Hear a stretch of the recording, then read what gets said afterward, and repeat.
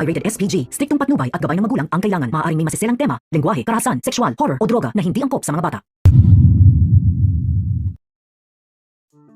Bigo nga itong si Django at Paquito na maitumba ng maayos ang plano nga nila dito kay Salvador.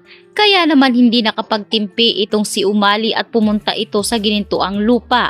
Dito ay inamin ngayon ni Umali na mas lalo lamang nag-iingay itong si Salvador.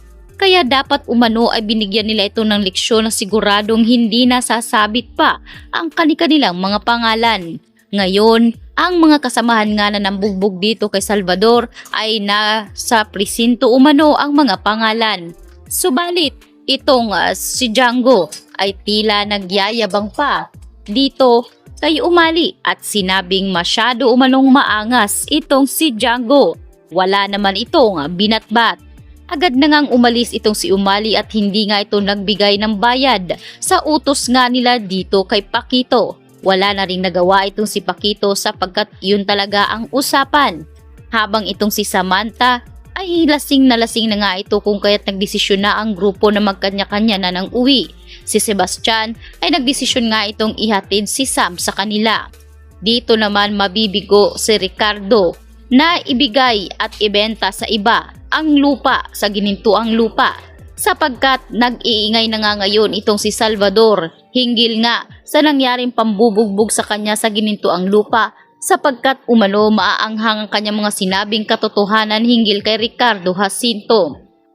Naniniwala si Salvador na itong si Ricardo Jacinto talaga ang nagpabugbog sa kanya dahil sinabi nga ni Salvador ang katotohanan hinggil nga sa mga nangyaring barilan sa naturang lugar. Kaya naman ang mga investor sana nitong si Ricardo na kukuha ng parte sa ginitoang lupa ay tuluyan na nga ring umatras. Ngayon ay mas lalo pang lumaki ang problema ni Ricardo dahil sa nangyari ngang balita nitong si Salvador.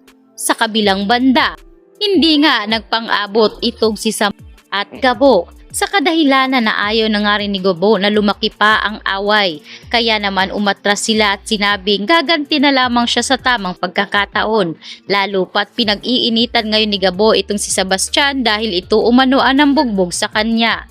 Habang nagtatalo naman ngayon itong si Manang Betchay at itong si Rudy. Dahil nga sa pagjujuti nga nitong si Betchay sa bar nga nitong si Paquito. Nalaman ito ni Gabo. Kaya naman sa pagkakataong ito ay sinabi nga ni Betchay na hindi niya naiisipin ang kanyang kahihiyan kung nagkakalam na umano ang kanyang sikmura. Kaya naman umalis si Betchay na magkagalit sila nitong si Rudy. At hindi rin maiwasan ni Betchay na magalit kay Gabo lalo't siya pa ang punot dulo ng kainisan nitong si Betchay.